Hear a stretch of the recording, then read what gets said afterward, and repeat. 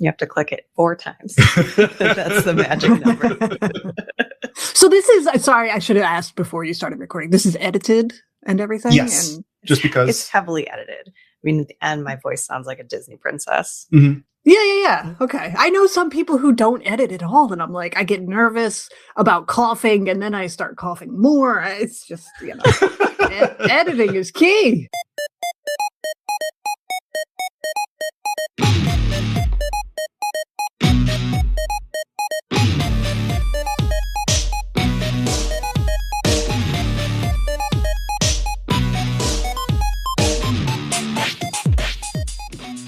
Beware and warning and welcome, everybody, to Choose Your Own Book Club. This is a podcast all about the Choose Your Own Adventure books. So my name is Peter, I'm a librarian. My name is Abby. I'm also a librarian. And so normally we cover the Choose Your Own Adventure books. But here's the thing, Abby. Books are boring. No, books are fun. They're books. Books are boring. That's why we're playing a video game today instead. Oh. So today we're playing Until Dawn. Mm-hmm. So it's kind of Choose Your Own Adventure stylized, or Yeah. it's in that same kind of universe a little bit. Mm-hmm. But we brought on a friend to talk about it. So she's a podcaster and blogger and author, right? You have a book out? You're telling me. I have no idea. I'm, Okay. yeah, I guess so. Yeah, sure. I thought you did. I do, yeah. I mean, a book feels strong. It is a book, technically. To say I've written a book feels a little strong because it's illustrations and a little bit of writing. Okay. I'm making it way more complicated than, yeah, I wrote a book, sure. Yes, thank you. You Yes, wrote a book. Just own it. Mm-hmm. Right. We brought on Stacie Ponder. Hello. This is what all of the listeners are clapping. Yes. Oh, okay. Hold for applause.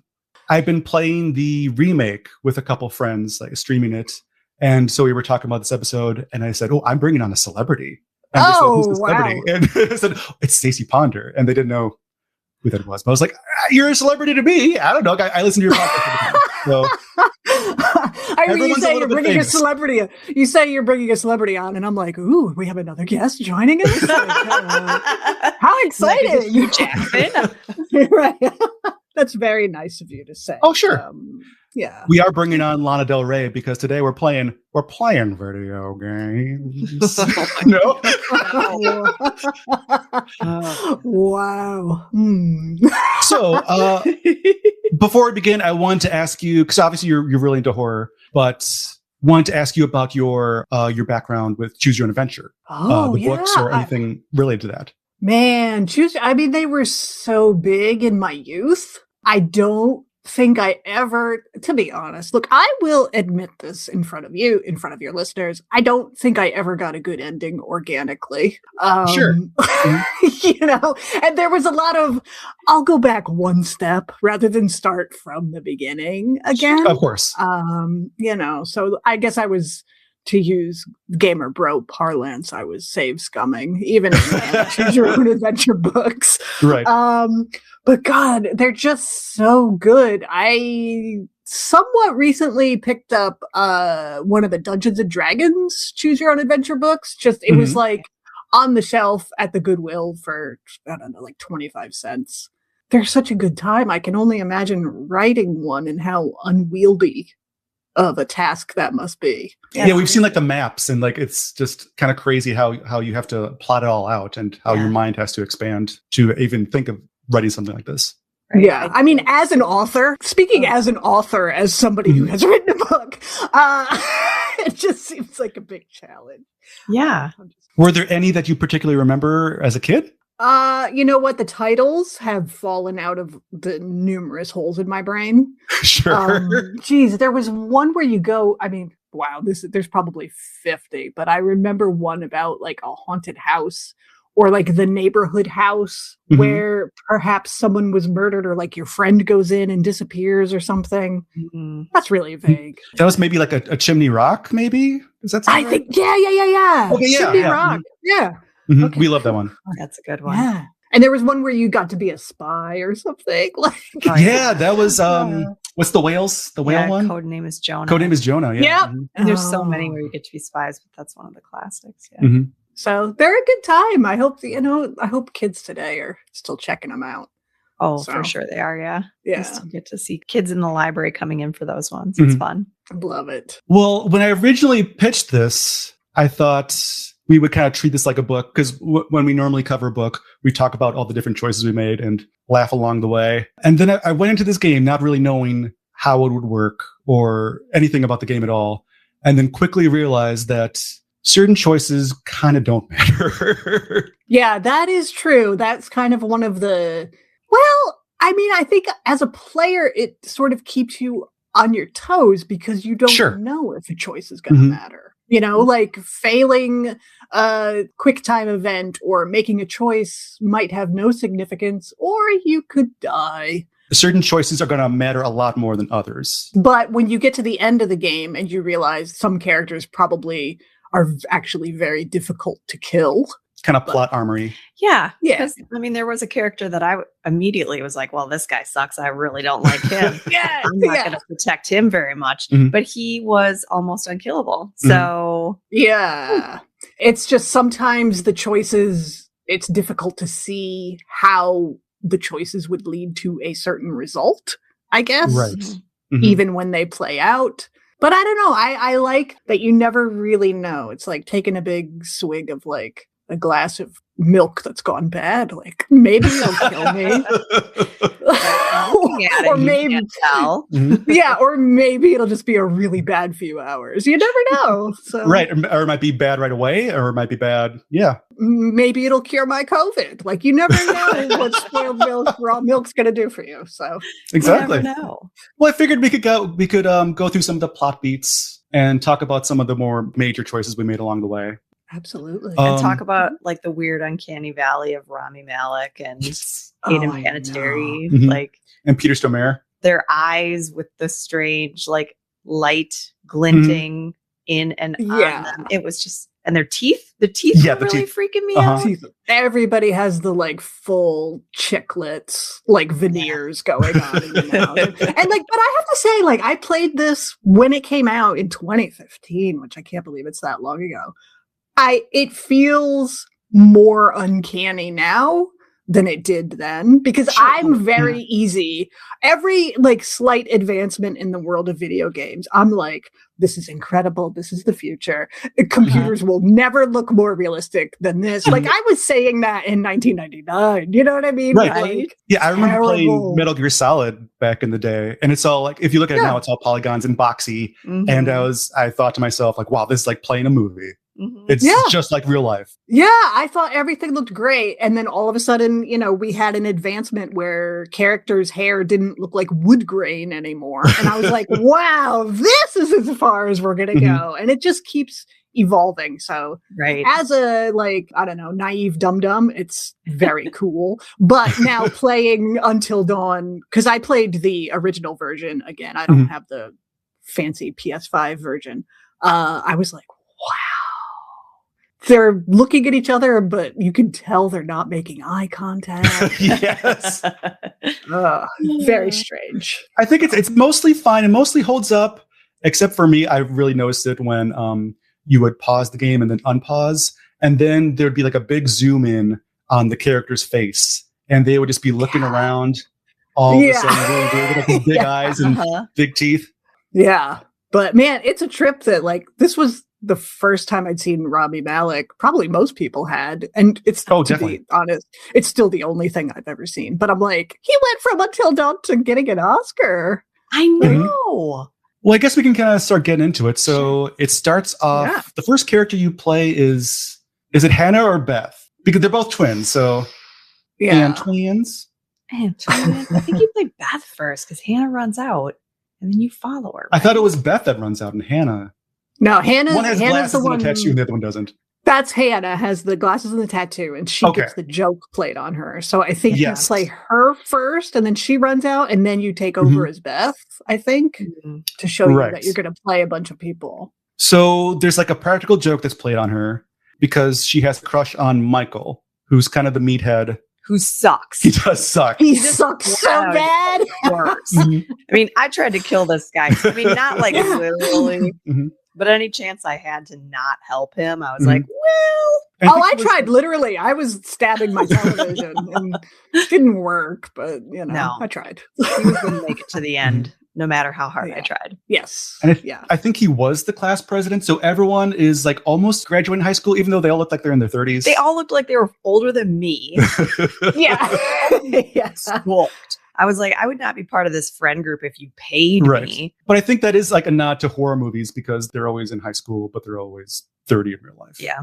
Oh, absolutely. Yeah, it makes it a little difficult to know how old they're supposed to be, even though, because it's like, are they high schoolers? Like, that just doesn't track at all. No. Again, it is the classic like slasher movie setup. And this game follows the slasher movie sort of narrative through line for so long. So sure, a 35-year-old, 18-year-old, that works.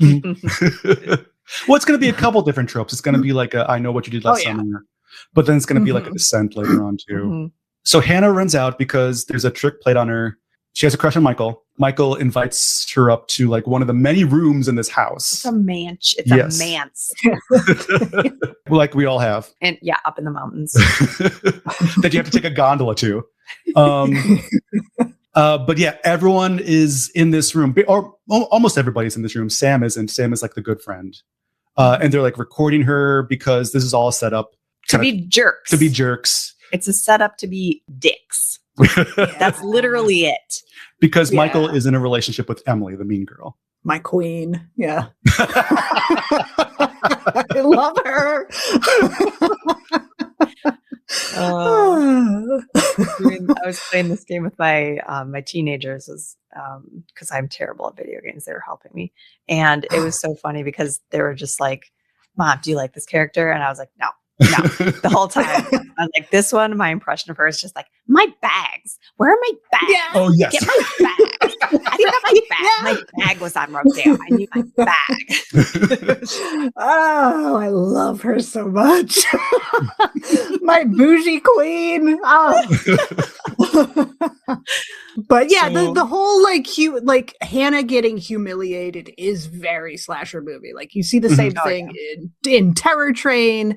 You see it in Slaughter High, where it's just like, where the Carrie, character is, there's a prank, and then, they're gonna, somebody ends up dead, but then a year later, somebody starts killing people. What are we gonna do? And so, the anniversary. Oh no. Yeah. So then Hannah and Beth, they run out into the woods. But they're being chased by who knows what? Exactly. Some sort of monster. With heat vision. Heat vision monster. Yeah. Beth reaches out to Hannah. They're stuck on this cliff. They're reaching up, and then a stranger offers to like help her up. So that's your first real choice. Yeah. Do you let go of your sister, or do you both plummet? And so, Stacie, what did you pick? Not that I don't think it really matters, but what did you pick? Yeah, I picked let's both plummet. Because you never know. Maybe they would plummet to a broken leg instead of a death. Right. Sure. We can break each other's fall. Mm-hmm. Right. It's better to break legs instead of hearts. Right. And the guy reaching his hand, it's like this game throws at you so many potential sources of bad. It's like you get a monster with its heat vision. You get this guy who might be a psycho killer. You never know. So he's got some weird mask. Sisters. Danger. Right. Like, Sister power. Even if we fall to our deaths, at least she's not going to kill me. Mm-hmm. Not on purpose. No. So they fall and we see them die. One of them bounces off this rock very hilariously. Yes, like a cartoon. But then they die, and then the intro credits start, and it's 1 year later. Mm-hmm. And then we see Sam. Yes, on the bus. Yes.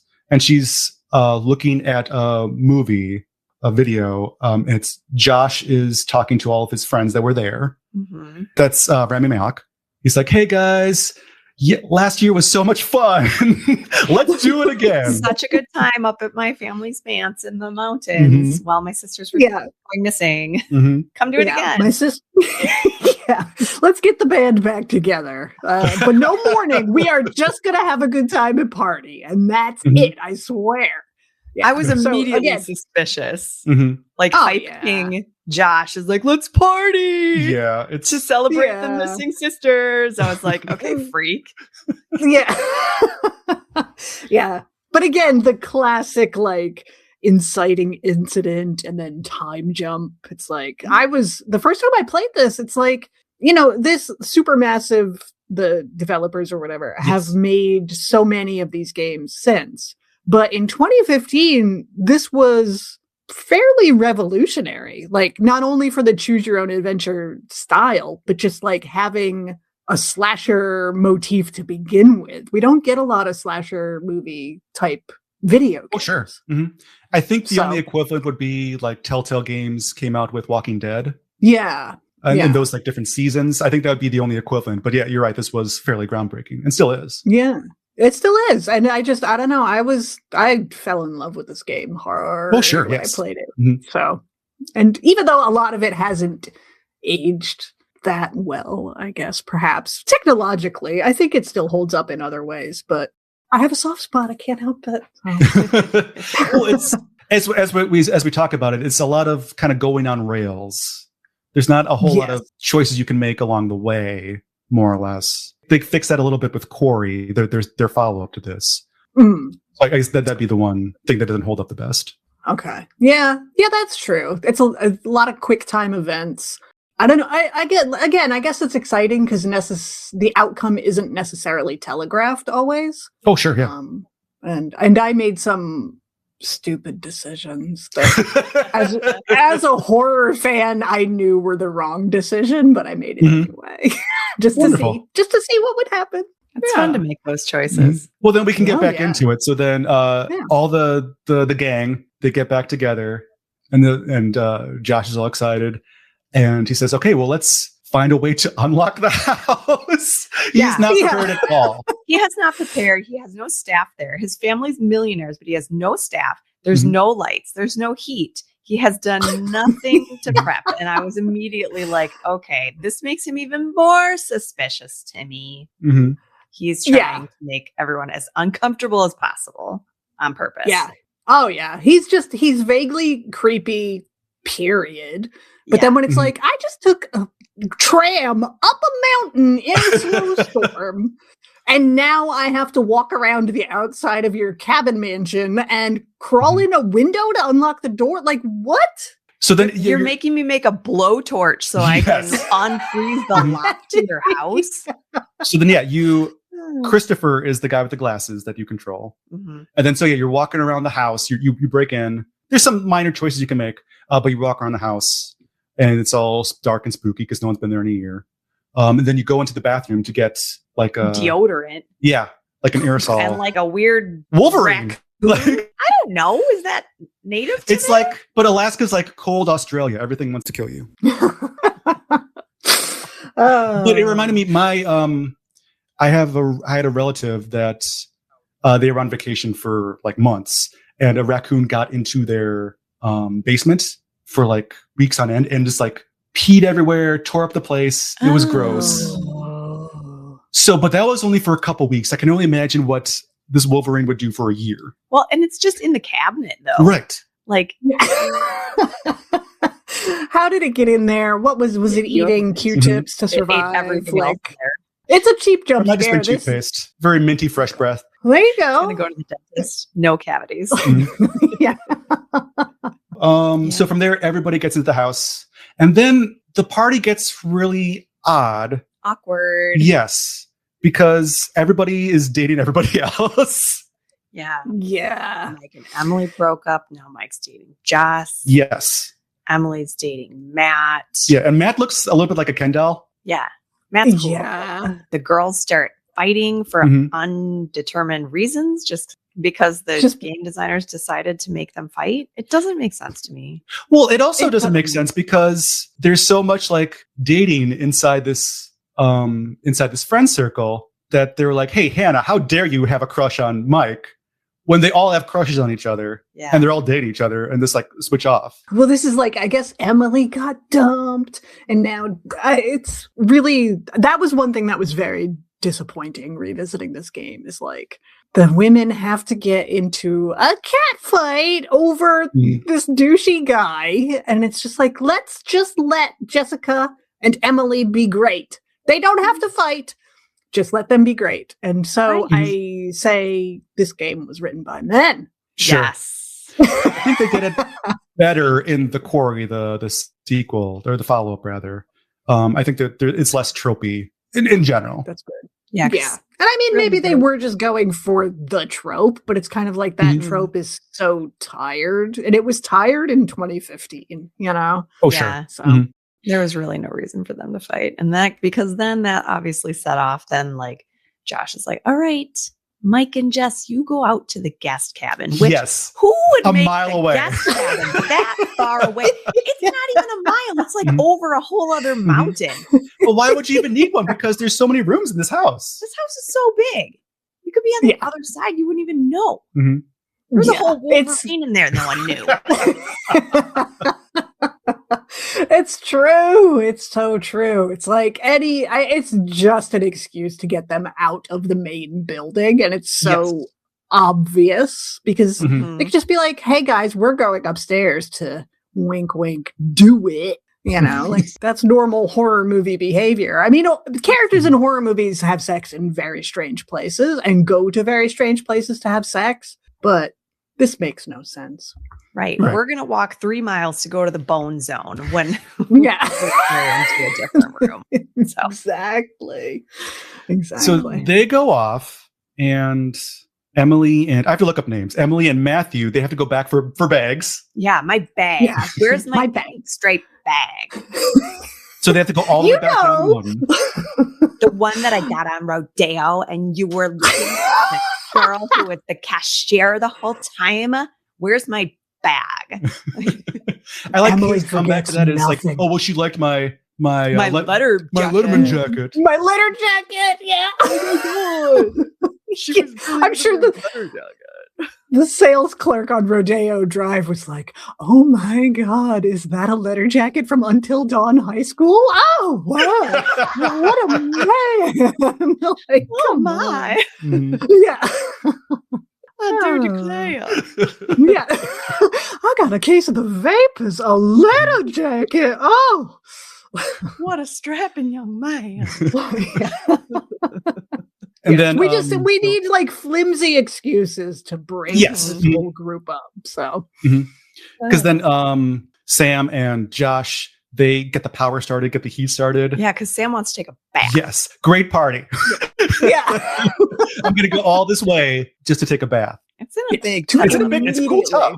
Sure, and it must be cool because she's in there for like 4 hours, just like listening to Bach and like having a great time by herself. So Sam is totally coded as like the final girl throughout this entire thing. She's got the sort of androgynous name. She's the nice one who wants to be friends with everybody. She's athletic, so you're thinking, you know, she's not going to the bone zone. She's going to the tub zone. Yeah, she's going to the self-care zone. Okay? Exactly. Anybody, then she might be the final girl. Mm-hmm. Exactly. Yeah, because she's pure. You can only be the final girl if you're pure. From here, it's just kind of different like vignettes, different like jump scares, things like that. Yeah. One of my favorite parts was when Jessica and Mike, they get into this cabin and they're talking about feelings. Kind of. Yeah. And Jessica's like, I'm not as confident as I seem. And the nice thing that Mike can say is like, oh no, you're actually really hot. Yeah. You can agree with, you can either like reassure her, right?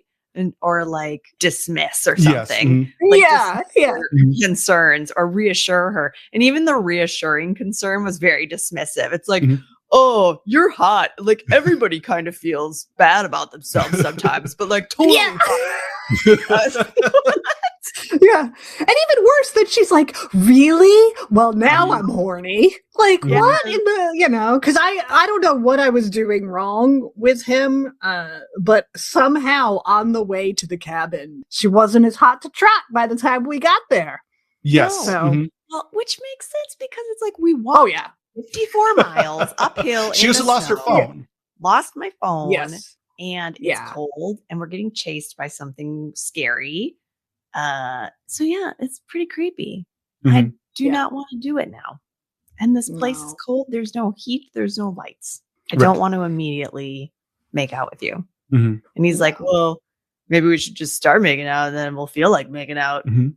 But then they hear a noise in one of the other rooms, and Mike goes to check it out, and it's her phone. Her phone was thrown through the window. I think that was such a cool scare. The thrown phone. Thrown phone. Yeah. Goes to check it out. It's playing pop music, and it's terrible because the pop music is not even actually, they didn't like license any music. It was just like, Yeah.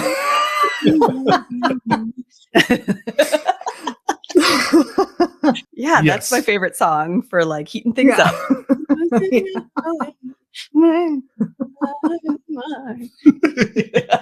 just need an album of just that. I like it. Yeah. That'll be bonus content. As soon as you're done with Mike, you start controlling Jessica, and then like you move the controller just a little bit, and a hand grabs her through the door. She gets sucked out. She gets sucked out like Evil Dead style. It was I love that part. It's so very good, cool. Yeah. Yes, yeah. They're a little weirded out by the phone, but not weirded out enough, in my opinion. I would have been terrified that somebody threw my phone through the window. Like, yeah, which of our friends is that aggressive? Number one, right? Are we alone? Number two, like, but you know, horror movie teens, not the brightest people. Instead of being like, oh my God, some psycho is doing this, she's like, which one of my friends doesn't want me to get my groove on tonight? Right. Yeah, we're gonna do it. Yeah.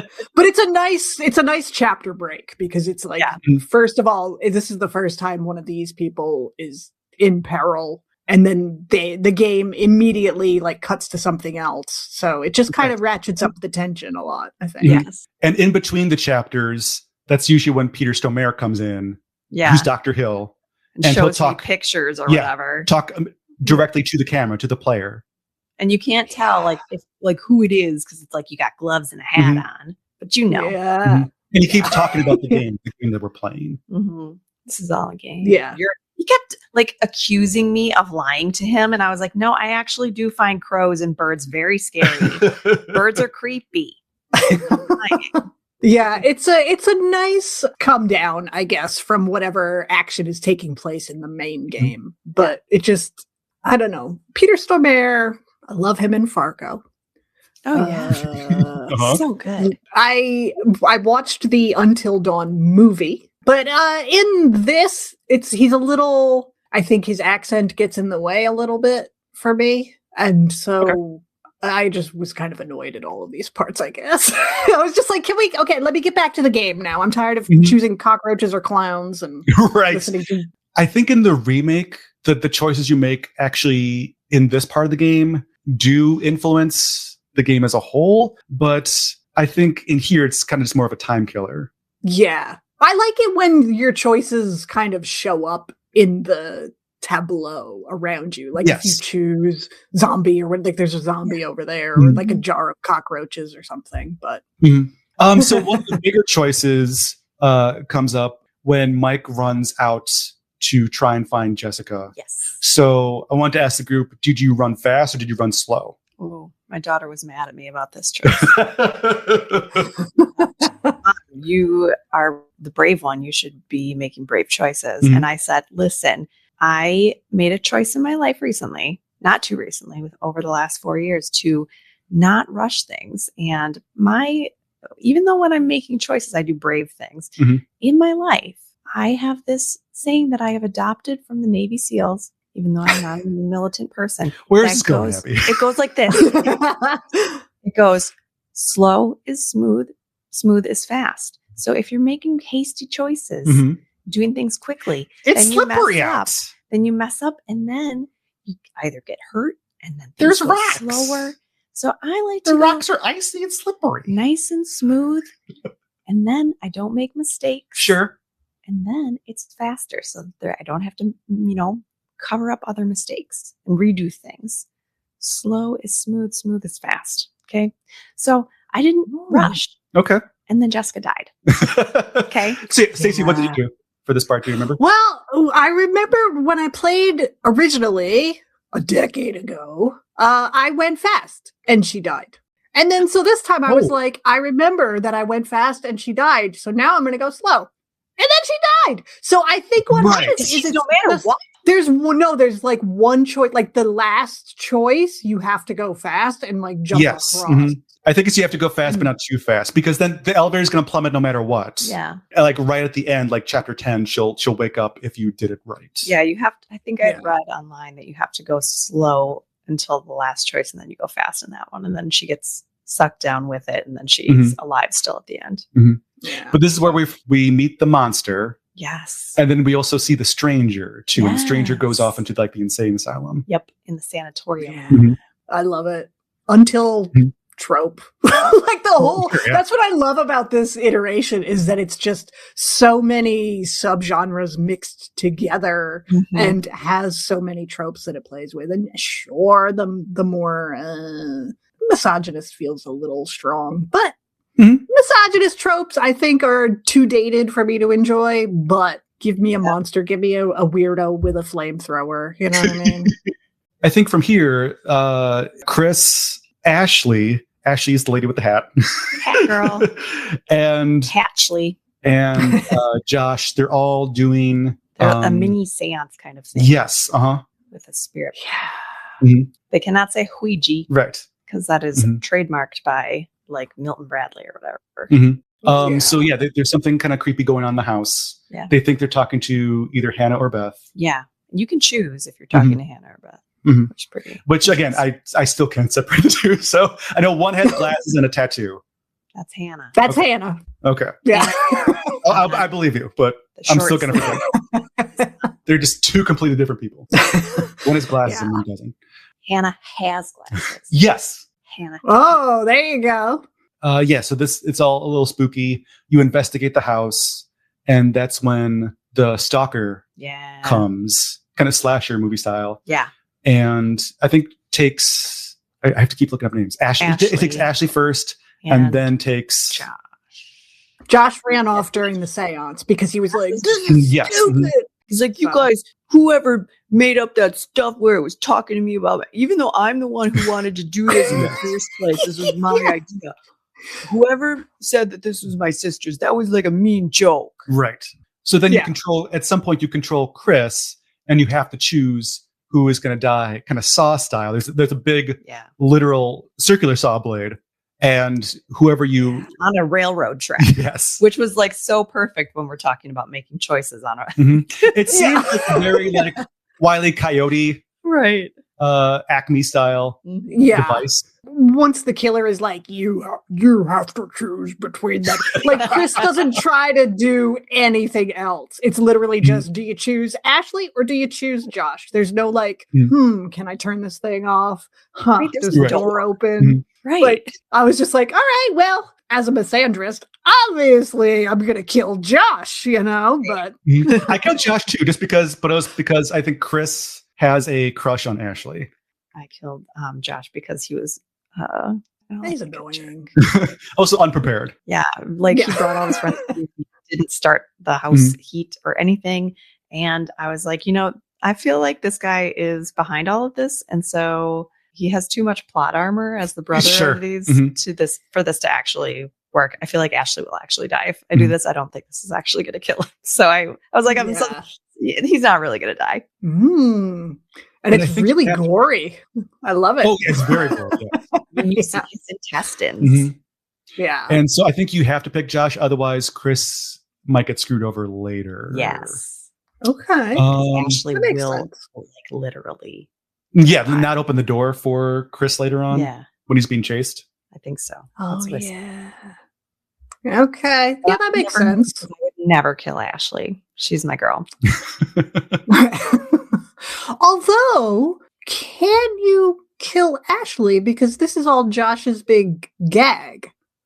I never tried. I don't know what happens if you try. I don't know. I'll have to go back. Maybe it forces you to still kill Josh. Like, I know I'm like spoiling for the game that we're spoiling. But, sure. Because it's all Josh's setup and he didn't intend to kill anybody. So she can't actually die there. From there, we can check back in on, still have to keep looking up names, Emily and Matthew. Yeah.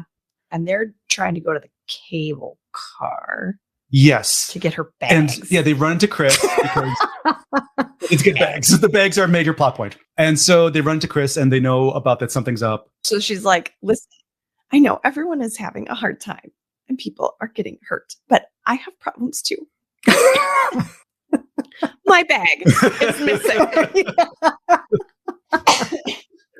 Oh, I love her so much. Oh, she's the best. So they go up to this radio tower to try and radio for help. And there's a couple different choices that you can make. You can find this flare gun, which is going to be important. It's going to be important later. Yeah, see? It's going to be And like who gets it? Do you give it to Emily or do you give it to the Kendall guy? Yeah. But basically what happens no matter what is one of the lines gets snapped to this big tower and starts to fall over. Mm-hmm. You have to choose if you're going to save Emily or if you're going to save yourself. And Emily is just complaining the whole time. I love it. Surprising. After we listened to her talk about her bags. You don't know what she had in those bags, okay? I mean, maybe, My God. I had some tea and it went down the wrong tube. Oh, no. The tea made a choice. And it chose the wrong tube. 2 tubes. This is Abby. I used to be a librarian before the tea killed me. Okay. But this is always like, this is every episode. Yeah. So Emily complaining. Mm-hmm. So what did you end up doing? Did you end up saving Emily or not?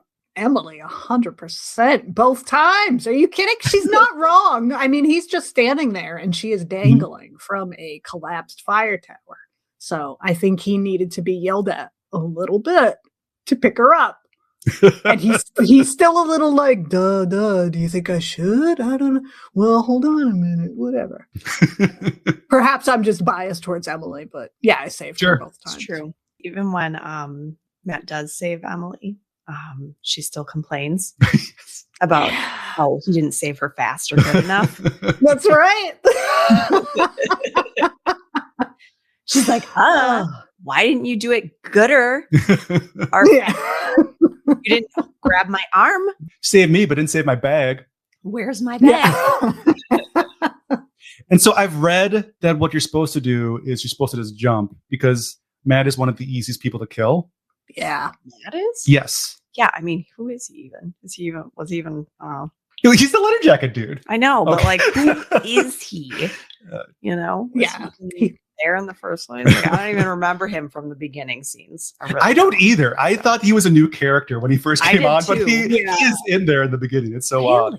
Yeah, he feels like the outsider that is added to the group at the 1 year mark, and he doesn't know anybody. And I think that would actually make more sense for his character because he's so bland and his only purpose really is you can either side with Jess or side with Emily when they're having their argument. No matter who you side with, it's the wrong choice. Mm-hmm. If you side with Jess, then they're both mad at you for siding with Jess. If you side with Emily, then they're both still mad at you.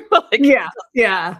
And it kind of reminds me of the movie a little bit because there's a boyfriend character in the movie. And he's like, I don't care about any of these people. I just want to get out. Like, which is actually kill them and get out of here faster. Yes, it's an interesting dynamic. Yeah. So. Mike, he died for me very quickly. I'm sorry to say. R.I.P. By this point, I had lost both Mike and Jess. So. What do you mean, Matt? The boyfriend? Matt. Oh, sure. I wish it was Mike. That was my Mike too. Oh my God. Kill him, please. Tell me. No, it was Matt. Sorry. Matt and Jess were both dead for me. So Matt and his letter jacket. Honestly. And so from here, like Sam is investigating the house and she's finding like Scooby-Doo-ish like clues, like there's pig guts and there's fake news articles. What is this all about? Well, Matt, I have to keep looking up names. Or Mike. Mike is investigating the sanatorium. Yes. And finding all these weird experiments. And making friends with dogs. Yes. Yeah. I hope everyone is friends with the dog. That was fun. But I guess you could punch it or whatever was the cue. Yeah, I didn't take that cue, but What terrible. Did you punch the dog? I think they did punch the dog. Oh my God. I think they had to for like the first part, but then like But then I was able to befriend the dog, for like a second choice, and then we were like bebopping around the sanatorium later. Wow. Okay. These choices Until Dawn reveals a lot about a person's character, I have to say. I am a bag lover. You're a dog puncher. Okay, that's all right. I do have 2 dogs, and they don't like me, so there's that. I have 3, and they love me. Well, there you go. We're kind of skipping around a little bit, but it's revealed that Josh is the stalker character and was setting this all up. Kind of confused about the reason why. Was it to get Ashley and Chris together, or was it just for revenge, or was it to like make like a reality show? It was revenge. Yes. Of what they did to his sisters. But he's also saying like, oh, I'm going to put this on the internet or something. Yeah, obviously. Yeah, because they were so scared when they thought they were going to die. Ha ha ha. Isn't that funny? Isn't that hilarious? People who play pranks. I think those are But there's like a montage of all the like the jump scares that we've seen and how Rami Malek pulled it off. And there's like weird like fishing lines for like the ghosts, the different ghosts. Yeah. It felt very Scooby-Doo. It was kind of silly. Yeah. Because I guess his father is, of course, his father, not his mother, but his father is a movie producer or something. Yes. They have the home cinema with all the Ty West movie posters on the walls. Yes. And so that's how he learned all of the lighting and the effects and all of that stuff. So. Yeah. Right. And all the weird costumey monk stuff in the basement and whatnot. Yeah. They realize then that horror is fake, but then they find that there's these actual monsters in the woods. Yeah. And they're Wendigos. Wendigos, yes. Thank you. Yeah. Yeah. There's a lot of like this whole time you find little newspaper clippings and little tchotchkes and clues and all of this. And part of the background is the like, and again, yes, it's a trope, but it's the whole like, oh, the indigenous population, like they said never to come up to this cursed mountain because there's a Wendigo and blah, blah, blah. And it's like, if they're going to include the indigenous legends and the totems and all of this, okay, but then don't have the person telling you about all that just be Larry Fessenden with a Dreamcatcher necklace. Like, you know, maybe you could have an indigenous character who's maybe from the area, at least. I don't know if that's any better, just because then that gets into other tropes. Yeah. Oh yeah, they'd be like the magical Indian. You know what I mean?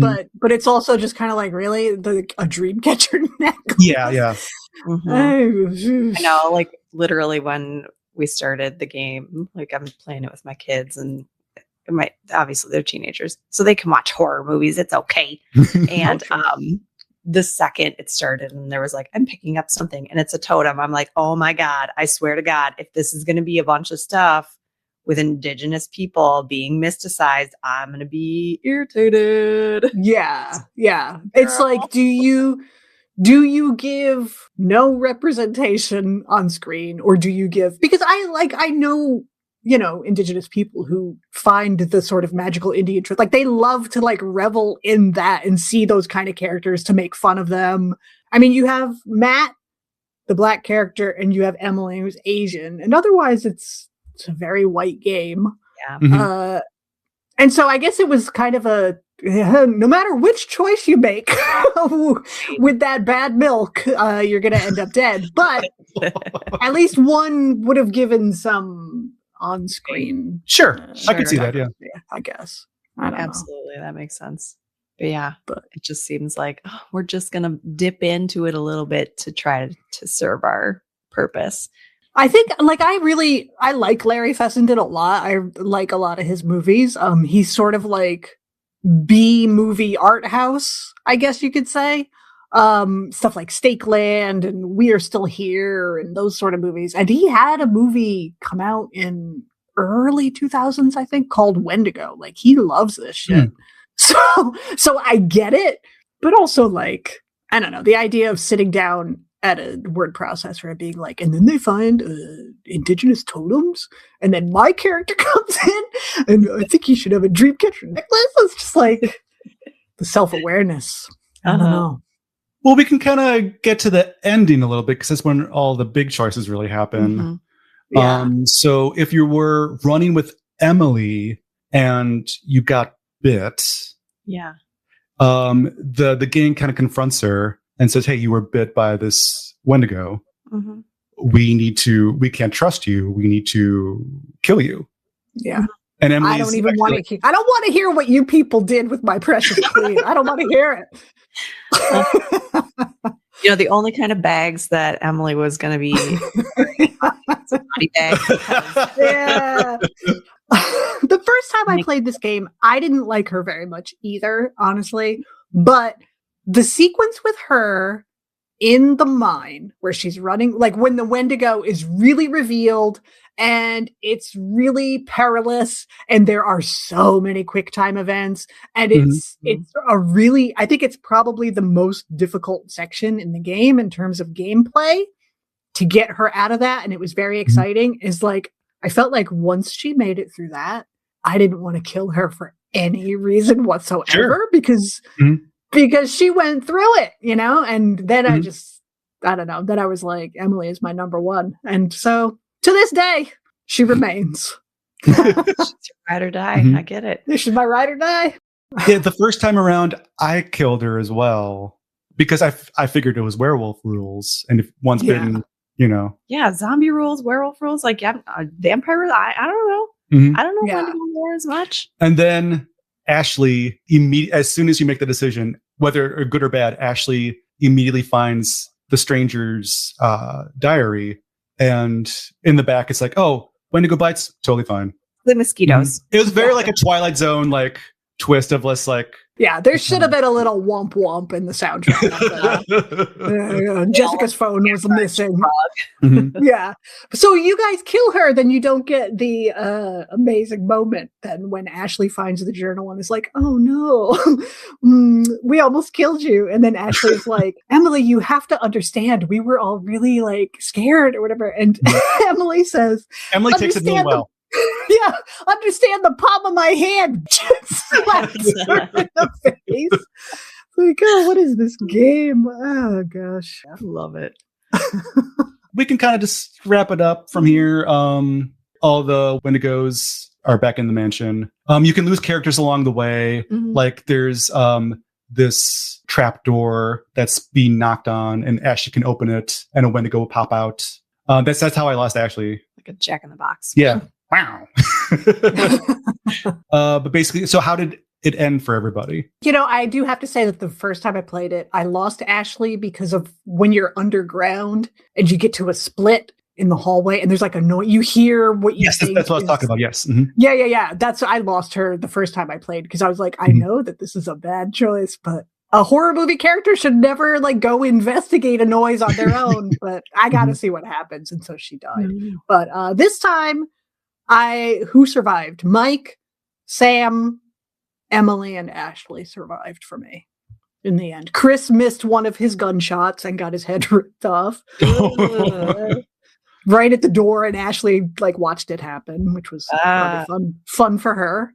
Trauma, lifetime trauma. Yeah, Josh died. The Hannah Wendigo killed him in the underground. I don't know if it must be hard to keep him alive.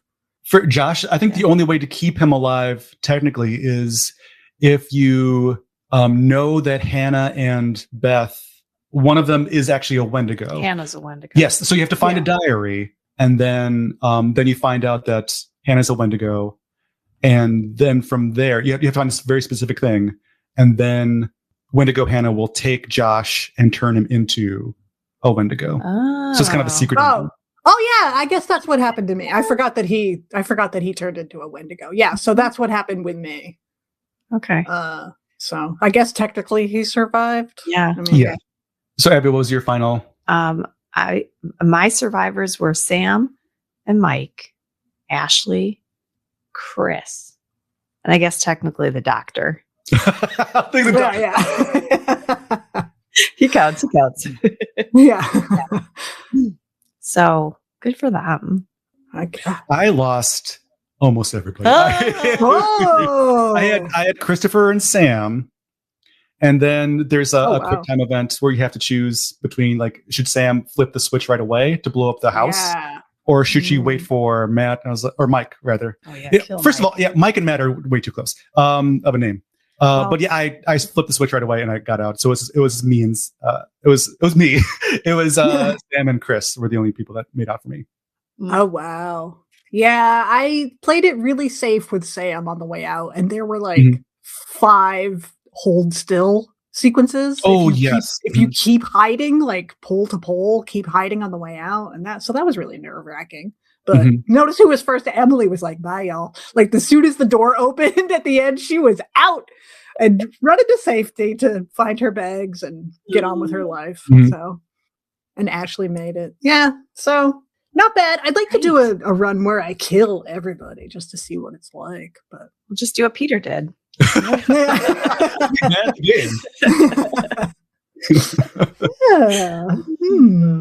I wonder when Sam dies. Like, does she? I accidentally killed her on another playthrough. If you don't do the movement right, or the freeze movement right, yeah, she does get her neck snapped or something. Oh, okay. I was really interested in how different the game was from the movie because, I knew we were doing this. My daughter, who really loves this game, was like, "Oh, there's a movie that's like based on the game," and the movie is just like, it has kind of a similar, I guess, backbone to the game in that it has like the sanatorium and the Dr. Hill character kind of guy. But instead of it being like, oh, it's just one evening, it's like, oh, you're kind of reliving and reviving over and over. I felt like it was in the same universe, but not the same game. Yes.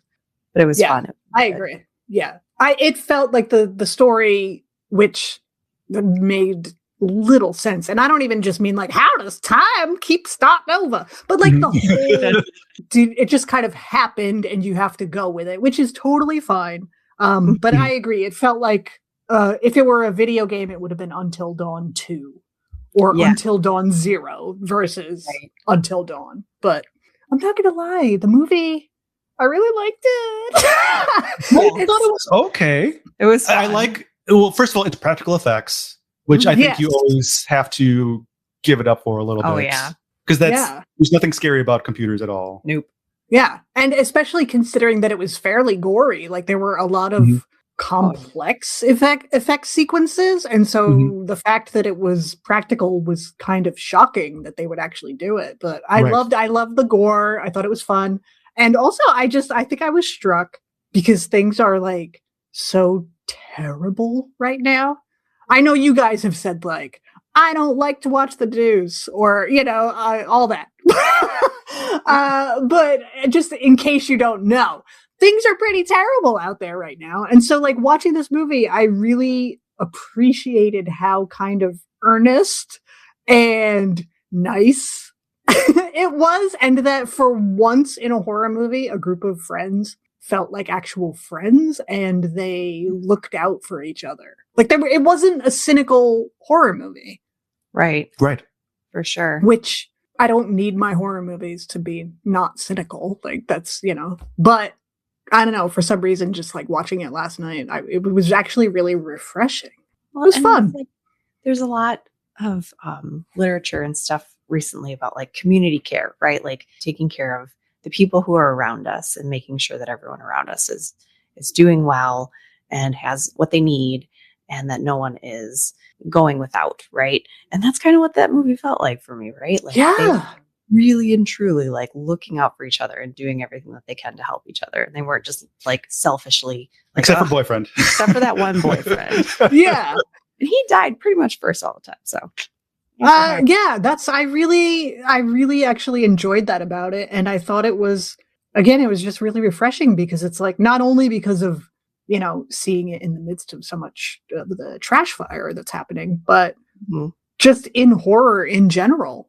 I'm always like, as somebody who loves slasher movies, especially, and it's always interesting to me to watch friend groups and intercharacter relationships and like, what's the bigger picture? What are the ramifications of somebody like getting their head punched off, and it's so rarely treated with any kind of weight. And even in the game, it's like, Jessica died, and yeah, Mike was a douchebag, but he was like, anyway, let me, like nobody cared that people were dying really, and I don't know. They just kept going on. He's like, I just watched my girlfriend die or whatever, but I'm going to keep walking into this place and look around or whatever. I mean, I would be like sobbing on the floor like a baby.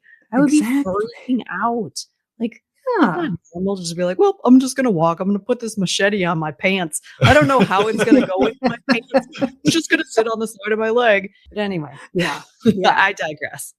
Yeah. I was just going to say that the movie is really enjoyable. And so it's I think definitely. people should give it a chance. That's all. For sure. Yeah, I think it's going to be kind of like a cult, or has the makings of a cult movie, because all the people are very Zoomer fashions, current fashions. So I think in 10 years or so, when it's all dated, it's going to look really silly. But also there is that heart to it, and the practical effects will age great. Oh, for sure. Yes. Even if the story doesn't make a whole lot of sense. I think they're trying to have it both ways of trying to be the movie while also doing something kind of completely different at the same time. Yeah. I think they should have just picked one lane or the other. Yeah, I agree. I like that it wasn't a comedy, but it also didn't completely take itself seriously. Right. Was nice. Yeah, I think probably 5 years from now, somebody somewhere will write an article and the headline will be like, wait, actually the Until Dawn movie was pretty good. And then everybody will sort of reassess it and reevaluate. It'll be on like Vulture. And right. Well, yeah. To wrap it up, you could write that article in 5 years. Hey! Because why don't I do that now? Talk about your blog a little bit and your podcast. So what can you share? What can I share? I have a blog about my love of bags. Oh, well, I'm going to start one after. No, I have a blog called Final Girl that's been around forever, where I write about horror movies. And I have a companion podcast called Final Girl After Dark, where I talk about horror movies. Go figure. But it's usually just you, which I think is really hard to pull off. But I think you're so engaging and just so interesting. And it feels like a conversation. Usually podcasts feel like a conversation you're just eavesdropping on, but it really feels like you are just reaching out to the person, just whoever's listening, which I really like. Thank you. I really appreciate that, because it is, I'll tell you, maybe this is too behind the curtain. I don't know, but it's kind of torturous to record, because it's I don't write a script. You know what I mean? So it's like bullet points or whatever. And it's just like I'm just talking, and then you start to have that out of body experience where you're just like, what are you even saying? And just, it's best when I just go into like a complete fugue state and I don't even know what's coming out of my mouth until I edit. Probably not to everybody's taste, but it's. I love it. So thank you. Oh, I appreciate that. Highly recommend. And so if it's kind of very Abby coded, I feel like. So if you like the antics of Abby, it's Abby antics. Not me so much. That's fine. If you're not into Peter, you're into me. The Abby Diaries. Okay. Okay. Yeah. It's there's new episodes every week. Every Wednesday I have a new episode, and it's just sort of whatever I feel like talking about week to week, whatever kind of, there's no particular subgenre, there's no particular parameters or anything. It's just free form, which is nice for me. So that's great. Yeah. A lot of horror books. Do I read a lot of horror books? I'm trying to read more horror books. I find that if I'm not going to talk about a movie or a book or something, I tend to stay away from horror, if that makes sense, which kind of sucks because I like to just enjoy things, also. But yes, I've got a stack, and that's been one of my things. I'm like, I don't know if you guys noticed, but it's 2026 now. And so like in the new year, I'd like to read a lot more, I guess. I'm a very prolific horror book reader. Also, I read kids books, so it's like those two things are kind of like against one another. It's like I read books and then gory slasher books. So I love that. Yeah, I love that. I'm always down for some recommendations. I'm just like usually my reading tends to be nonfiction, which is no man. I was telling Peter Some of my favorites, any Chuck Tingle, he has so many good, like, Lucky Day, especially because this game is so much about like the butterfly effect and stuff. That one has a bunch of stuff about like butterfly effect and like probability of weird events happening and stuff.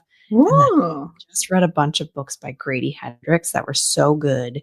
The Southern Book Club's Guide to Vampire Slaying was awesome. Oh, yeah. Exorcism, really good. One was like the Wayward School for Witchcraft Girls or something like that. That one was really good. And then anything by Stephen Graham Jones, is my favorite horror novelist. You're very good. He has I Was a Teenage Slasher was like his most recent one that I read, and Buffalo Hunter, those ones. And there was what was it? Only Good Indian? On The Only Good Indian. Which is kind of like Wendigo. Yes, Wendigo-ish. And it's also slashery because like the Wendigo tracks down this group of friends and kills them one by one. Yeah. Oh, okay. And it's a whole like Final Girl series kind of one. The Angel of Indian Lake is the trilogy. I think you would really enjoy that. Cool. Awesome. Thank you. Yeah, when I read horror, I tend to read Asian horror. Because that's like probably my favorite subgenre, I guess. And so I'm always looking for more Asian stuff too. And there's a lot, we're getting a lot of novels in translation now. So that's good. But yeah. It has a really good creepy horror novel. I can't remember the title of it. Oh, Nothing But Blackened Teeth? Yeah. Maybe? Yeah.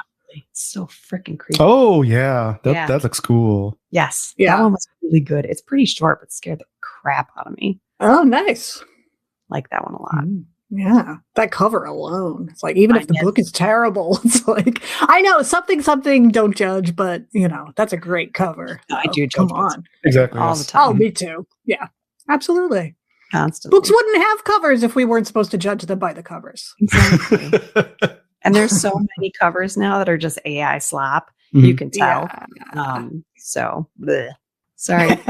In there with all my horror book recommendations. No, that's fine. Yeah, no, I love it. I've wrote a bunch now. I've got a list. So perfect. Good. I read a lot of like just indigenous and queer horror and like Black authors who write horror, just because I realized a lot of Black women authors write horror books that are just like, hey, I don't have to make up monsters or anything like that. I just have to write about real stuff that happens. Yeah. And I'm like, oh. Did you read My Sister is a Serial Killer? Have you read that one? Yeah, I liked that one. That was good. I read The Reformatory by Tanana. Oh, yeah. She's fantastic. Yes. And that one was chilling. That was brutal. Yeah. Yes. But I love everything that she does. She's so good. So really underrated.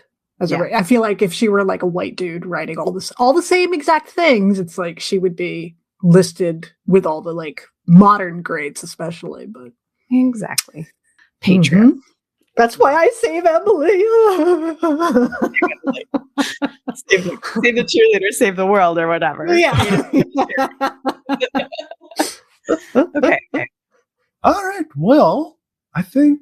Sorry, Peter. I'm sitting next to you, and I'm like, kill all the guys, kill them. Yeah, Miss Andrew. So, well, I think they'll do it.